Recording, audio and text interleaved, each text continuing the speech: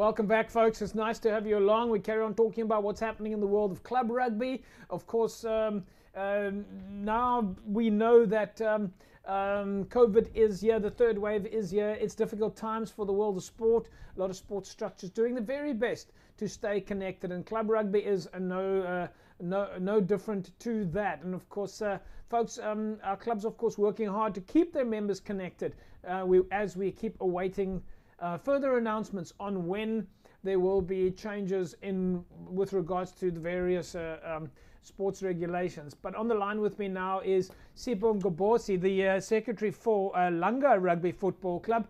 Sipho, welcome back. Nice to have you back. How are you?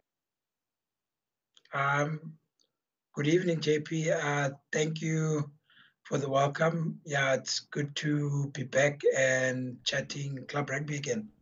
Yeah, so we've had a few conversations with some of our clubs. There was a bit of a phase of non-contact training a few months ago, and then there was a phase of some physical training, and then of course there were a couple of friendly fixtures. Walk us through. Tell us your last 3 months, 4 months. How's it?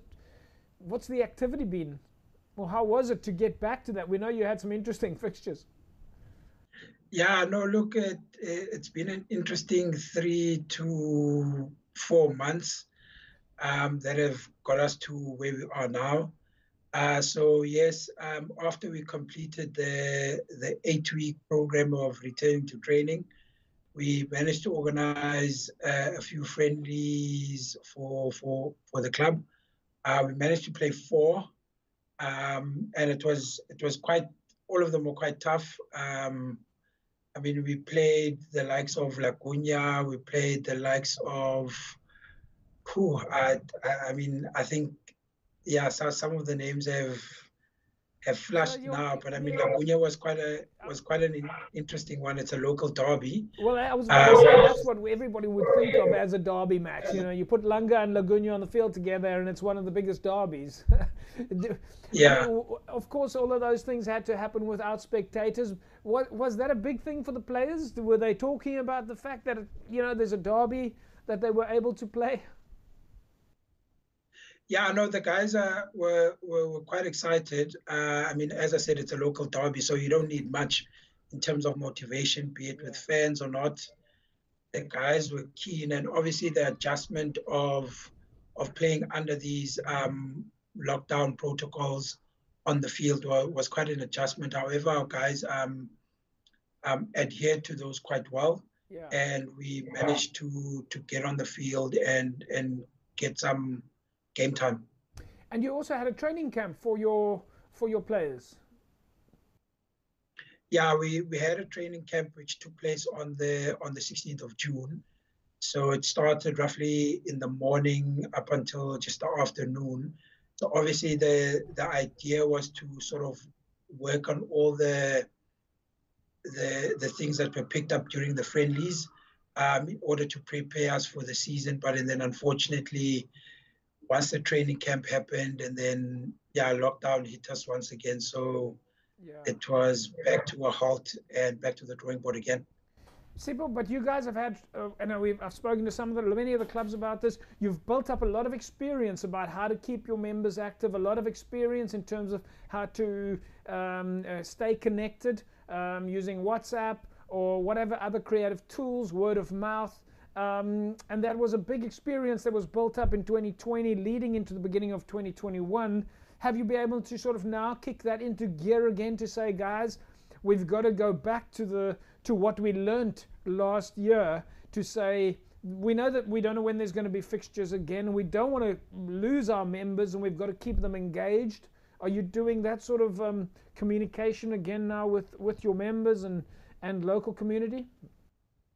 Yeah, no, I think you hit it spot on, JP. I think one of the things that we've learned during this period is openly communicating and engaging with our players, with our supporters. So what we have done is obviously open the lines of communication through WhatsApp, Facebook, and obviously formal and informal engagements. And one of the things that the club has done very well through sponsorship of a company called NutriPick is to be able to establish a soup kitchen, which has at this moment benefited mainly our under 20 players and some community members in the Khayelitsha area. So yeah, we're doing something to say, look, we are still around and we are here as a club. We're not going anywhere. So even during the most difficult of times, you've been able to keep your members engaged, and on top of that, you've been able to bring in sponsorship, the kind of thing that many people would say during COVID is not possible. This is an incredible achievement. Yeah, no, it's an awesome achievement which has been sorted by our executive, and obviously the initiative is just one that reaches the community through this trying time. Yeah. So it's been received well by the people that have benefited through this, and yeah, we keep knocking at doors even during these difficult times. So yeah. Is there a message in that? Is there a message in that that sponsors can get involved and that sponsors can support club structures not only on the basis of fixtures, but that there are different ways to find and support club structures? Yes, definitely, JP. There is an opportunity for sponsors to get involved with clubs. I mean, when I remember last year when lockdown hit us, I mean, we received donations such as food parcels, which we donated to the community and our players. Yeah. I mean, masks that we received to encourage people to stay safe. So there is definitely an opportunity for sponsors to get involved, apart from just making sure it's all about the fixtures and the action on the field. So there are the things that speak to the people that sponsors can get on board with. That's an incredible incredible message there, Sipho. I think that's fantastic. It's a powerful message that you guys are putting out there and leading by example. So that's really well done, and congratulations from our side. And we pass that on to anybody watching the show right now, that Langa is bringing on board sponsors even in the absence of games. So that's fantastic. Sipho, I think we will leave it at that now. We know that you guys are still very busy. We're looking forward to finding out more information, seeing videos and photographs, even during these difficult times. And we'll just pass on the message to you and all the players and management. Stay safe. And we obviously can't wait for the next positive announcement. Thank you very much, JP. Thanks.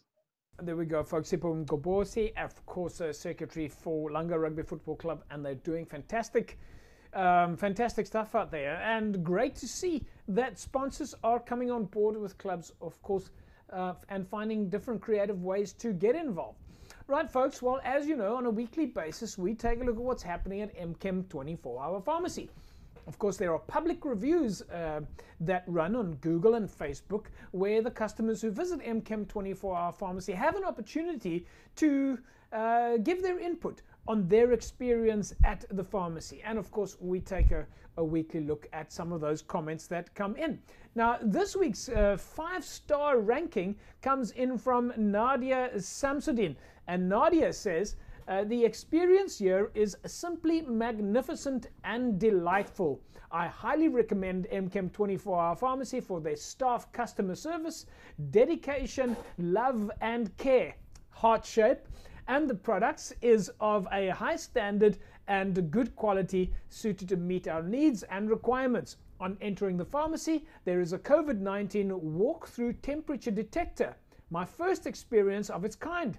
Let's support local business and help each other and the economy to become strong again. What a fantastic message from Nadia. Nadia Samsudin then, of course, giving MChem 24-Hour Pharmacy a 5-star ranking. And that is, of course, what we have come to get accustomed to at MChem 24-Hour Pharmacy. And just, of course, a reminder, of course, MChem is just off the corner of N1 and Durban Road, open 24 hours a day. And as I've said so many times, I love that free parking. And when you walk in, of course, the service is just absolutely fantastic. Folks, we'll take an ad break. When we come back from the break, we carry on taking a look at what's happening in the world of club rugby.